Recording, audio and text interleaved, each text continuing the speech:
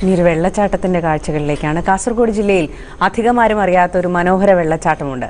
കേരള കർണാടക അതിർത്തിയിലെ കമ്പം വെള്ളച്ചാട്ടത്തിന്റെ കാഴ്ചകളിലേക്കാണ്.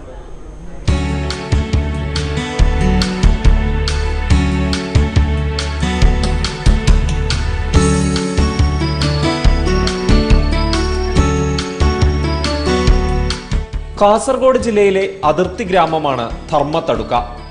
മൊട്ടക്കുന്നുകൾ നിറഞ്ഞ മനോഹരമായ പ്രദേശം. എപ്പോഴും വീശുന്ന കാറ്റ് സഞ്ചാരികളെ തണുപ്പിക്കുന്നു. കുന്നിന് മുകളിൽ നിന്നാൽ കർണാടകയിലെ ബള്ളൂർ അടക്കമുള്ള കാർഷിക ഗ്രാമങ്ങൾ അങ്ങ് ദൂരെ കാണാം. ഇവിടെ നിന്ന് 1 കിലോമീറ്റർ ദൂരമുണ്ട് കമ്പം വെള്ളച്ചാട്ടത്തിലേക്ക്. കാട്ടുവഴികളിലൂടെ യാത്ര.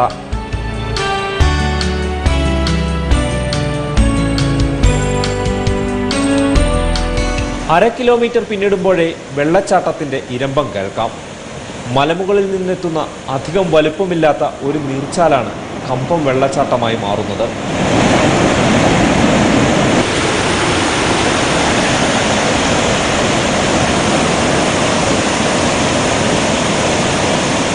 തട്ടുതട്ടായുള്ള പാറക്കെട്ടിലൂടെയാണ് വെള്ളം താഴേക്ക് പതിക്കുന്നത്.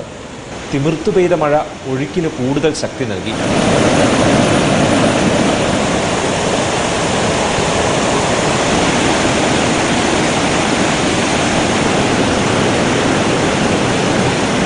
സമൂഹ മാധ്യമങ്ങളിലൂടെ അറിഞ്ഞാണ് വിനോദസഞ്ചാരികൾ ഇവിടേക്ക് എത്തുന്നത്. കൂടുതലും യുവാക്കൾ. ഞായറാഴ്ചയും മറ്റവധി ദിനങ്ങളിലും സഞ്ചാരികൾ കൂട്ടത്തോടെ എത്തുന്നു. മഞ്ചേശ്വരത്ത് നിന്നെത്തിയ യുവാക്കളുടെ ഒരു സംഘം പുതുവെള്ളത്തിന്റെ തണുപ്പ് ശരിക്കും ആസ്വദിക്കുകയാണ്.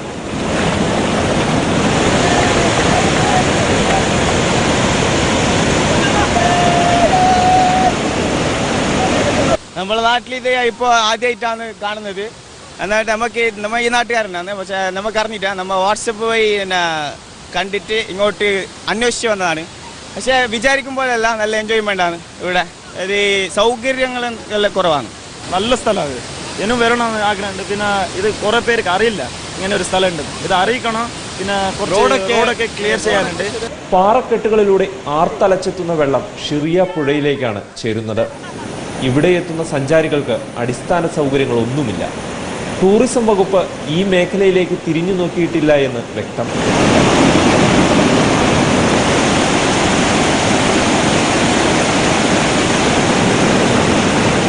അടിസ്ഥാന സൗകര്യങ്ങളുടെ അപര്യാപ്തതയാണ് കമ്പം വെള്ളച്ചാട്ടത്തിന്റെ ഒരു പോരായ്മ.